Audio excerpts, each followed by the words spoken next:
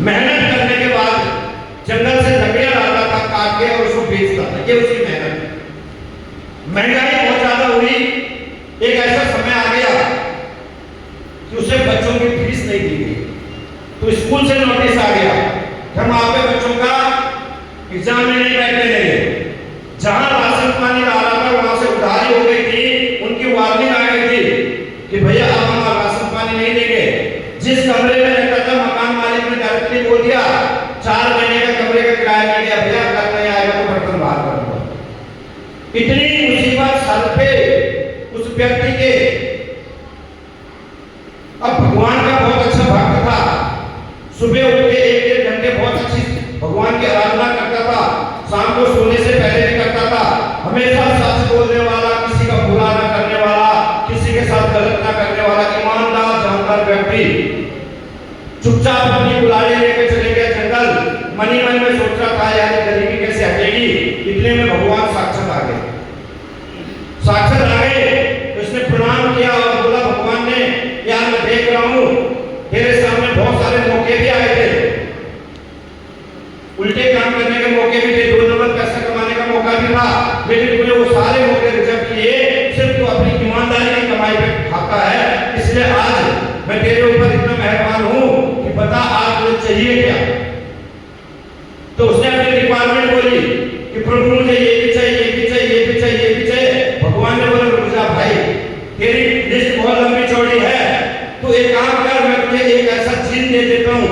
जिन सुना है? जिन एक ऐसा चीज दे देता हूँ, ऐसा पत्थर जिसको अगर तू थोड़ा सा यूं रगड़ेगा तो इसके अंदर से जिन आएगा और जिन को जो भी तू बताएगा वो तेरे को तुरंत ला के दे देगा। तू कहेगा बंगला चाहिए बंगला मिलेगा, गाड़ी चाहिए गाड़ी मिलेगी, करोड़ों रुपए चाहिए करोड़ों रुपए मिलेगा। बोले क्या भगवान सच में ऐसा होगा? बोले हाँ होगा 100%। खुश हो गया। अब जाते जाते भगवान ने बोला कि भाई एक बात सुन ले, एक बात याद रखना, जितना भी तू इस जीव से मांगेगा तेरे अड़ोस पड़ोस वालों को डबल मिलेगा।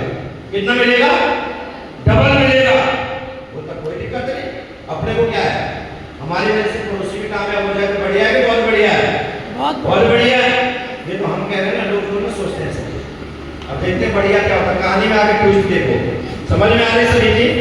अब वो घर पे आया, वाइफ को गले लगाया और बोला अब तो अपनी किस्मत चेंज हो गई, अब देखना इस गरीबी का लास्ट मोड है, अब हम अमीर बन जाएंगे।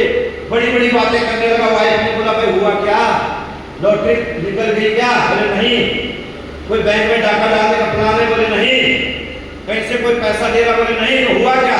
बोले ये देख जिन दिखा दिया, जैसे हम इसके ऊपर थोड़ा 2-4 हाथ मारेंगे यहाँ से जिन आएगा, जो भी हम मांगेंगे वो मिलेगा। तो वाइफ ने भी गले लगाया और बोला भाई साहब आज पता लगा मैंने एक होनहार इंसान से शादी की, अब तक तो तू निकम्मा था। ठीक है ना?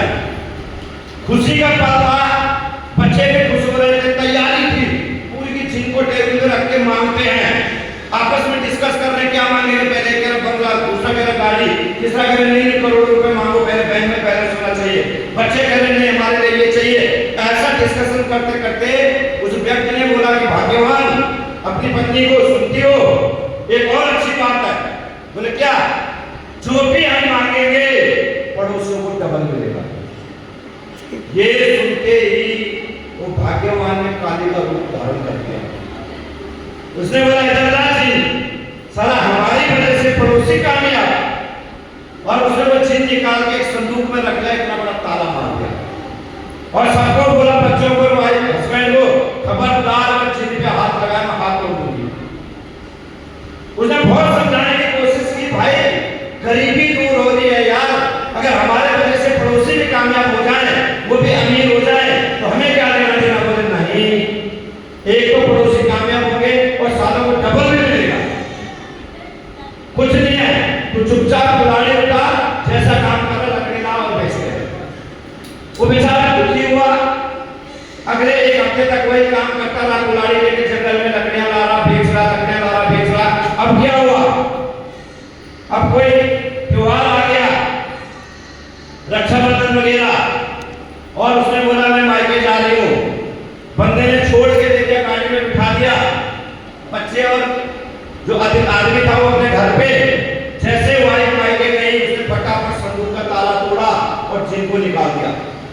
जिनको निकाला अपने रिक्वायरमेंट बोली, जिन बाहर आया बोले मालिक बोले क्या हुक्म है, बोले मेरा ये घर जो है एक बहुत बड़ा बंगले में तब्दील होना चाहिए, 1 मिनट में हो गया। मेरे अकाउंट में 1 करोड़ होना चाहिए, प्रकाश मेरे पास ऐसी गाड़ी होनी चाहिए, बोले जाके गाड़ी बाहर, जो भी उन्होंने मांगा सब कुछ मिल गया।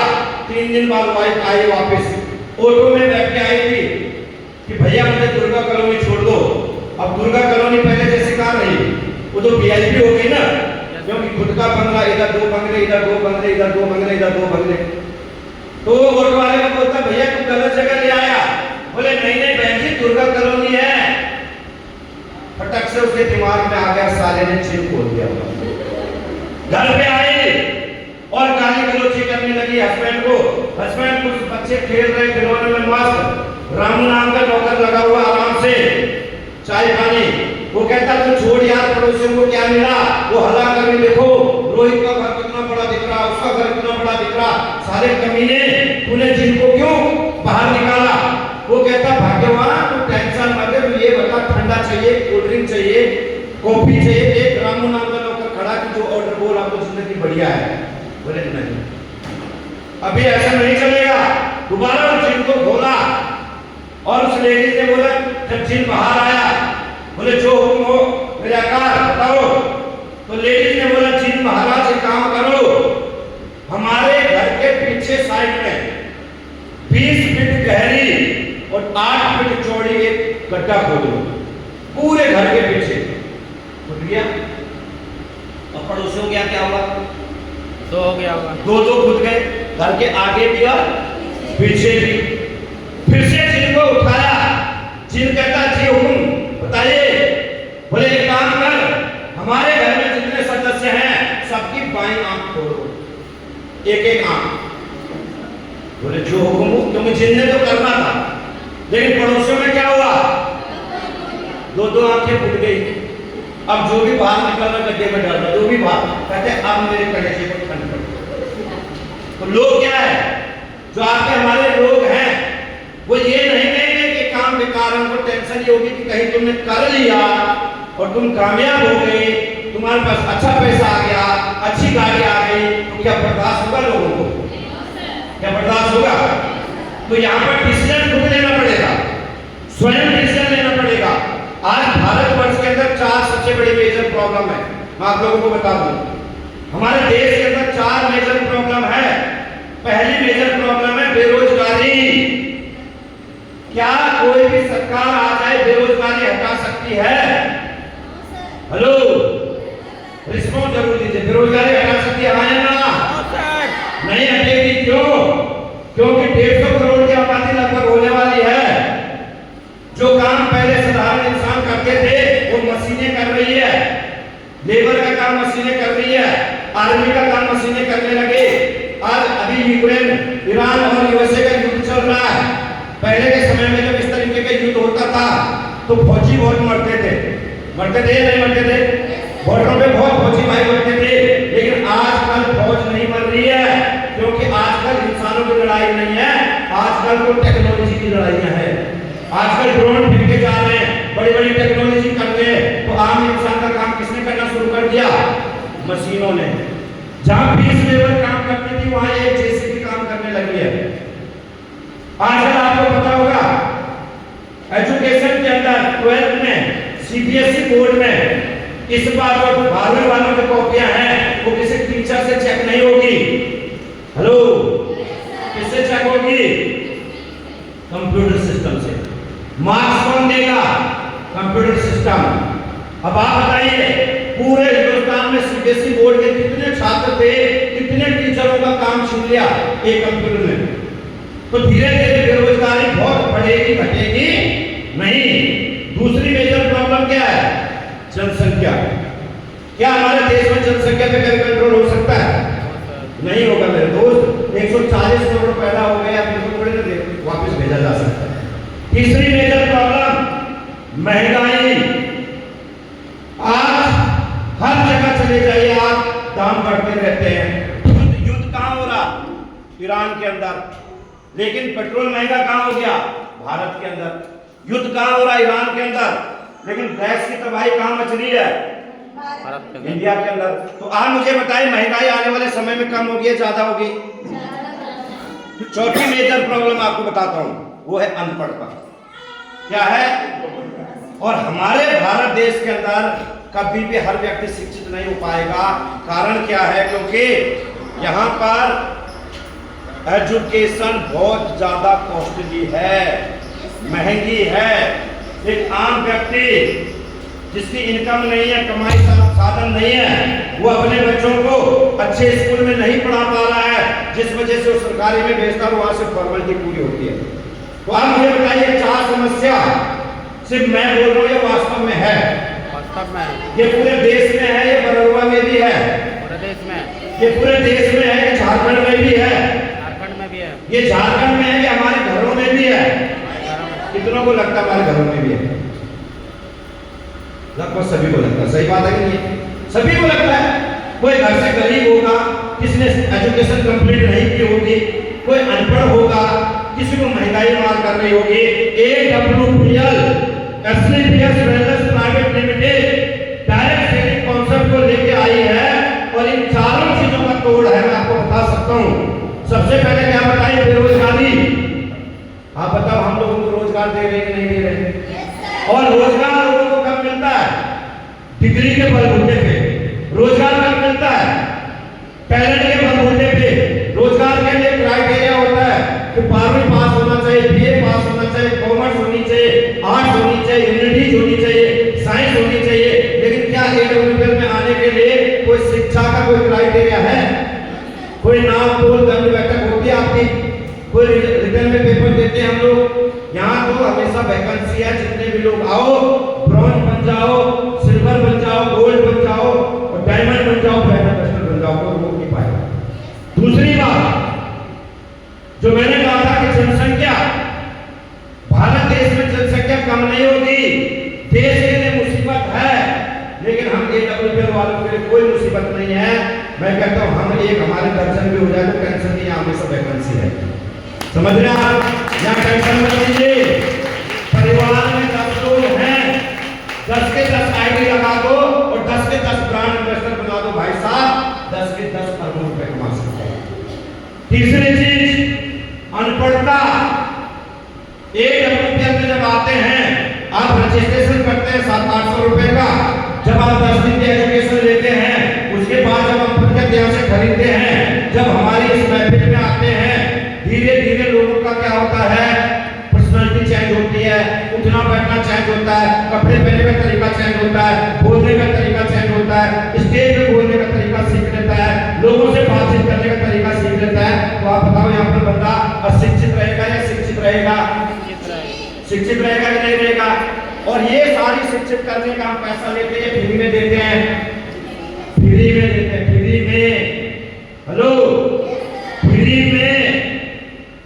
मैंने अपनी लाइफ में ग्रेजुएशन किया, MA किया ज्योग्राफी से, पर 4 लोगों के सामने कैसे बात करनी है 16 साल स्कूल में जाके किसी ने नहीं बताया मुझे।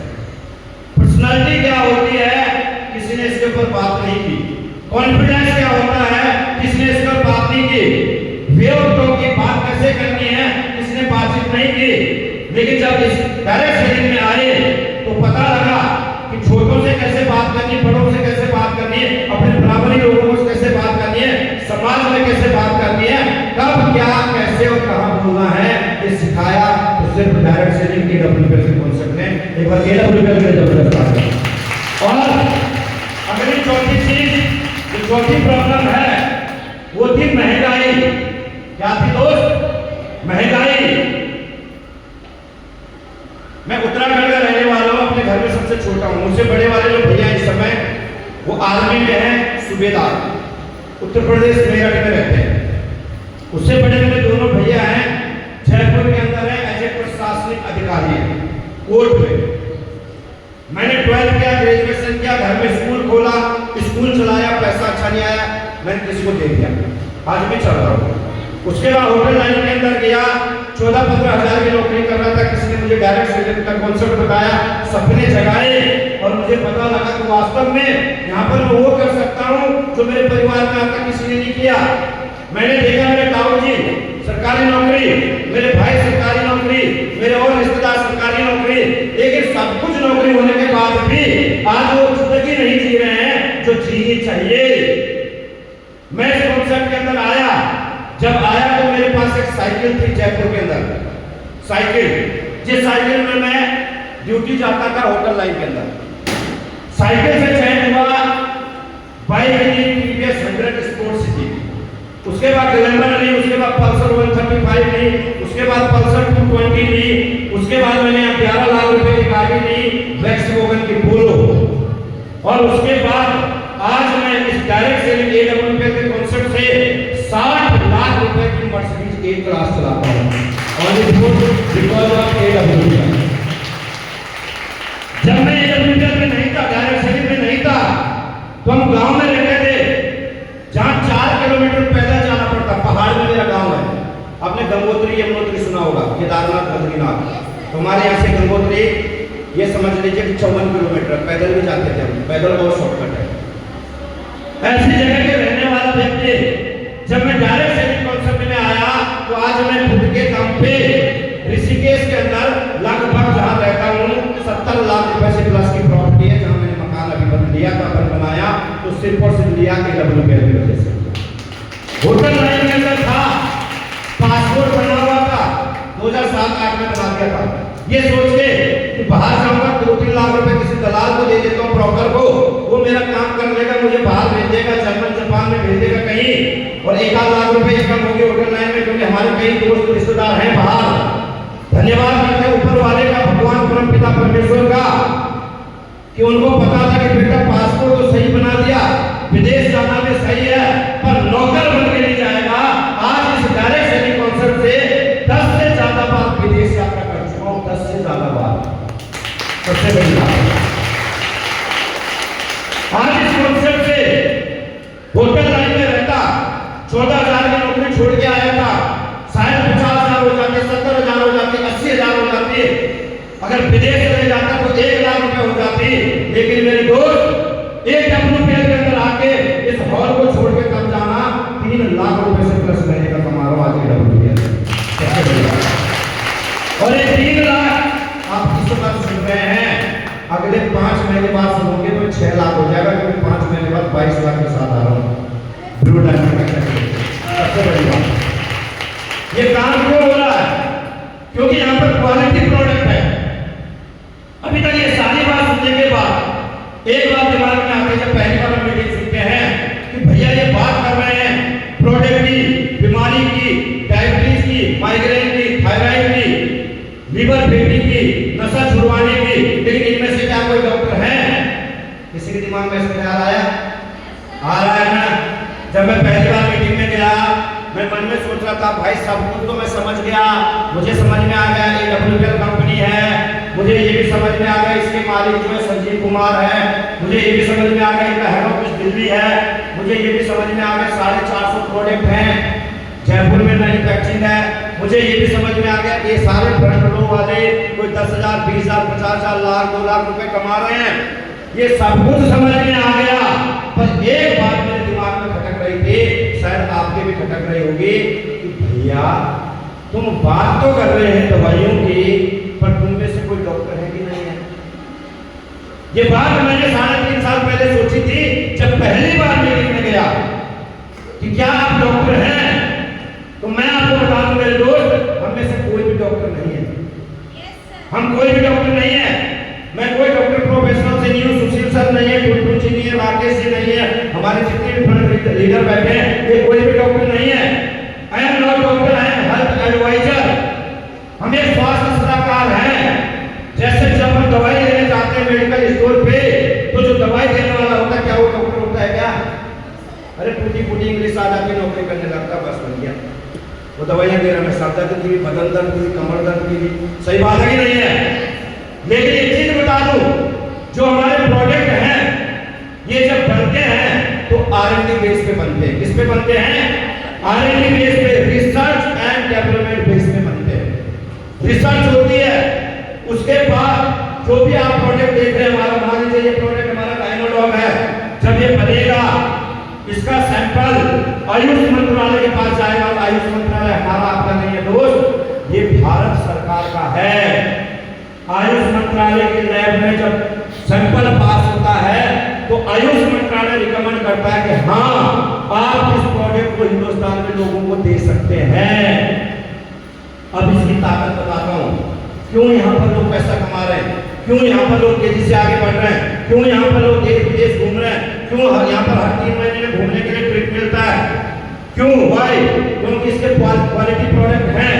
आज मुझे एक चीज बताइए, जब हम प्रोडक्ट के बारे में बात करते हैं तो लोग पता क्या कहते हैं, महंगे बहुत हैं। लगते महंगे नहीं लगते हैं, बहुत महंगे हैं। लेकिन मैं आपको एक चीज बता दूं मेरे दोस्त, हमारे प्रोडक्ट महंगे नहीं हैं, हमारे प्रोडक्ट क्वालिटी वाले हैं। एक व्यक्ति जिसके घुटनों में दर्द है, जोड़ों में दर्द है, अर्थराइटिस की प्रॉब्लम जिसको बोलते हैं गठिया भाई, और डॉक्टर ने बोल दिया भैया माता जी आपके घुटने चेंज होंगे। हेलो, क्या चेंज होंगे?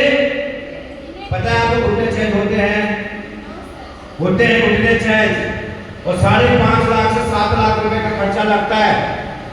और तो हॉस्पिटल पे जाना, घुटने की जो कटोरियां होती है अंदर की वो चेंज होती है, 5 से 7 लाख रुपए लगता है।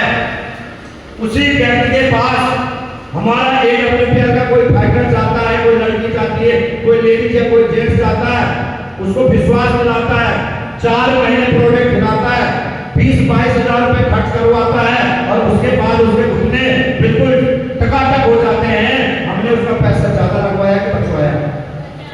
जो काम 7 लाख में होना था वही काम हमारे फाइटर ने 20 हजार में कर दिया। बढ़िया किया है, बहुत बढ़िया किया। बहुत बढ़िया। एक इंसान जो 15 साल से लगातार नशे में डूबा हुआ है, जब देखो चरस, गांजा, बीड़ी, सिगरेट, तंबाकू, गुटखा, पान मसाला, दारू, पता नहीं कब कब शुरू हो जाता है, परिवार वाले परेशान, मोहल्ला परेशान, रिश्तेदार परेशान, घरवाली परेशान, मम्मी पापा परेशान। हमारे AWPL के व्यक्ति से मिलते हैं, 3 से लेकर 4 महीने ब्रेड और एडिडो खाते हैं, 6-7 हजार रुपए खर्च होने के बाद वही बेवड़ा आज एक अच्छा इंसान बन जाता है। बहुत बढ़िया है, बहुत बढ़िया है। बताओ हम लोगों का पैसा लगा रहे हैं कि बचा रहे हैं?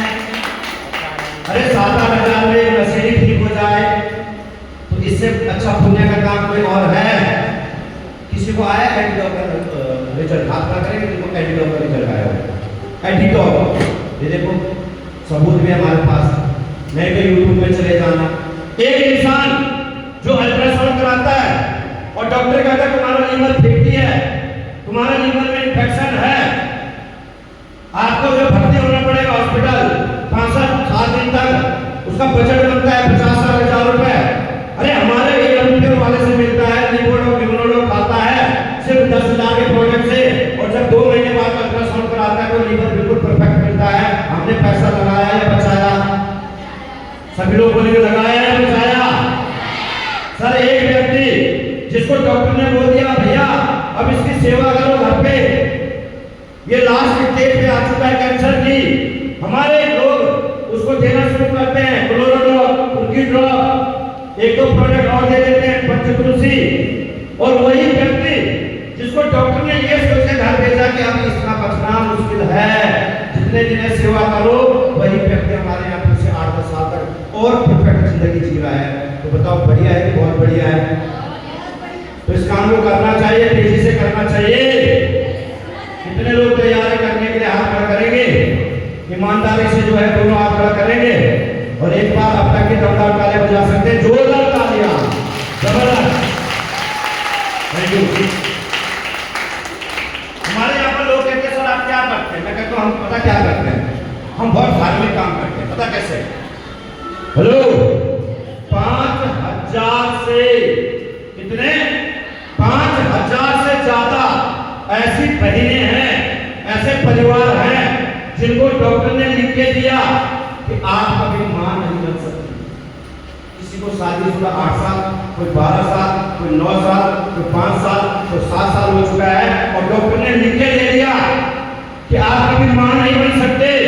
5,000 से ज्यादा परिवार में हमारे AWPL के प्रोजेक्ट गए और आज पूरे हिंदुस्तान में 5,000 से ज्यादा परिवारों में बच्चों की किलकारी गूंज रही है। इतना बड़ा पुण्य का काम करते तो कैसे ताले होने चाहिए, जोरदार ताले, जबरदस्त ताले होने चाहिए।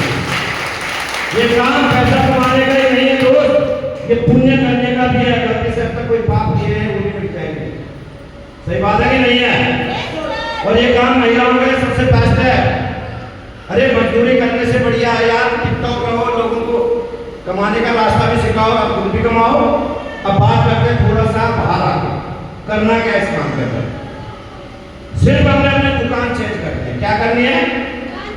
दुकान चेंज करनी है। कैसे दुकान ऐसे चेंज करनी है? हम में से कितने ऐसे लोग हैं जो सुबह उठ के पेस्ट करते हैं?